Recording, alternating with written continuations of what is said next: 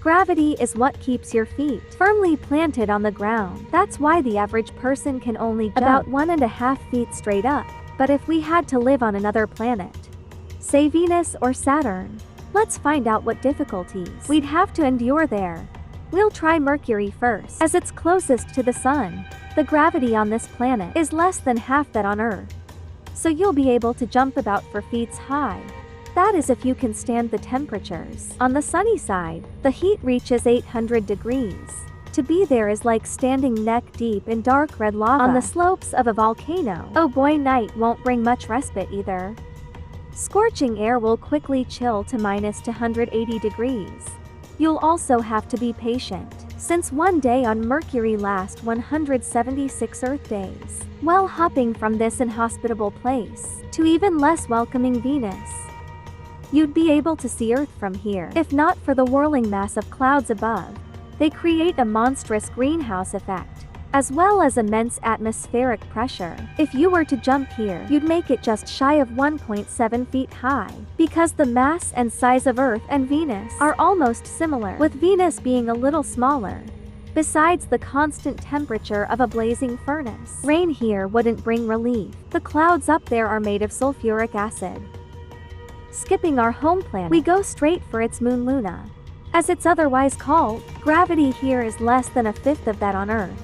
So if you jump, you'll rise almost 9 feet in the air and won't touch the ground again for several seconds. It's hard to believe this desolate piece of space rock makes tides on Earth habit, and if you stay on the moon long enough, as in a couple million years, you'll see how much further it's gone from our home planet. Next destination is Mars, the red planet. Here a vertical jump will take you about 4 feet in the air. If there was any air to speak of. Of course, Mars has an atmosphere, but it's much thinner than on Earth.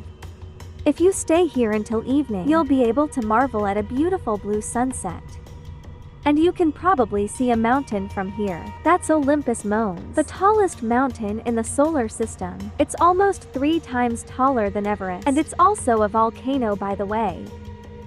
Leaping from here to Phobos, one of the 2 moons of Mars. Plant your feet firmly and don't be tempted to jump. Gravity here is so weak that you won't be able to return. Phobos is really small compared to other moons in the solar system, no larger than a big asteroid.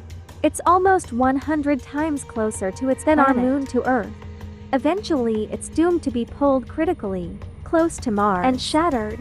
Scientists believe Mars can obtain its own rings then, much like Saturn. Now we're going to a really weird object. It's called Ceres, and it's the largest asteroid in the solar system. So large, in fact, it was later classified as a dwarf planet. It's almost exactly halfway between Mars and Jupiter, somewhere in the main asteroid belt. If you jump here, you'll be taken up almost 50 feet, and then slowly fall back. Ceres is so massive that it accounts for 1/3 of all mass in the asteroid belt.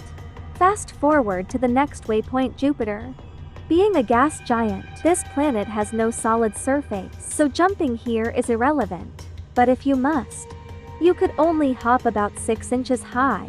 Jupiter is more than 10 times larger than Earth, and 300 times as massive, so its gravity is enormous. There's also a perpetual storm on its surface that's been there for at least 4 centuries. Although it's getting smaller with time, at the moment, our whole planet could fit into that storm. Our next stop is Ganymede, the largest of Jupiter's moons. It's solid, so you can easily jump here and make it over 10 feet high. This moon is larger than Mercury, but its mass is significantly lower, which makes gravity rather weak. Ganymede is covered in thick ice, and deep beneath that is a liquid metal core. This core is why Ganymede is the only moon to have a pretty strong magnetic field. Next we go to Saturn, the second gas giant of the solar system. It's only slightly smaller than Jupiter, able to fit 9.5 moons in it, but way less massive. If it had any hard surface to jump from, you'd be able to hop as high as 14 feet in the air, almost as high as on our planet.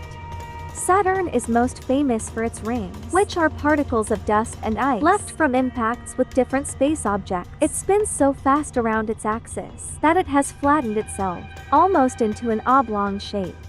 It also has 62 moons, only 5 fewer than Jupiter. Let's explore one of them right now. Hopping further, and here we are, on the largest moon of Saturn, Titan.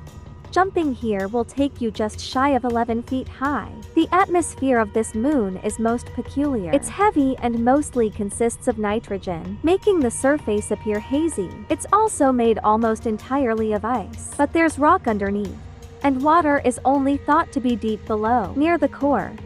And one amazing thing, on Titan's outside are cryovolcanoes. Volcanoes that spew ice instead of lava. Next on our path is Uranus, another giant, only this one is made of ice. In fact, it's mostly similar to Jupiter and Saturn, but it has much more ice in its atmosphere and mantle. Jumping here will take you up about 17 feet. Uranus is also the lowest minimum temperature of all planets in the system, at 377 degrees. It's colder than liquid nitrogen, so you'll freeze right where you stand. Cool, really. Our route continues with Neptune, the twin brother of Uranus. It's also an ice giant, and although a bit smaller in size, it's much more massive. Because of this mass, the gravity here is also impressive. You'd only be able to jump about 13 feet. 1 year on Neptune takes almost 165 because it's 30 times further from the sun than we are. In fact, this is the last proved planet of the solar system, but our hopping trip isn't finished yet. We're arriving to Triton, one of Neptune's moons. Gravity here is not extremely low, so a single jump would take you a comfortable 19 feet up.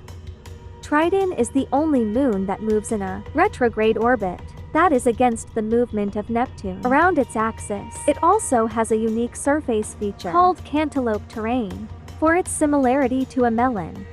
Next is the dark and lonely Pluto, formerly the 9th planet, but now no more than a dwarf planet. Its gravity is somewhat lower than that of Triton, and you could jump over 25 feet high here.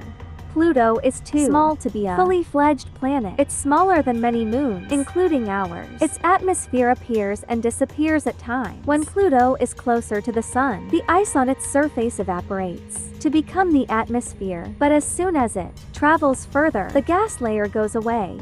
So hold your breath. And finally, our final stop. Finally, it's Eris. It's a dwarf planet that travels in and out of the Kuiper Belt, a second asteroid belt that's 20 times as wide as the one between Mars and Jupiter. Jumping on Eris' surface would take you up about 18 feet. This object was actually the reason why the term dwarf planet appeared in the first place. Astronomers wanted to call it the 10th planet of the solar system, but then reconsider. And if they hadn't, who knows, maybe we would have had even more planets. Afterwards, oops. This just in. The universe really doesn't care what we deem planets or moons. It's too busy with important stuff.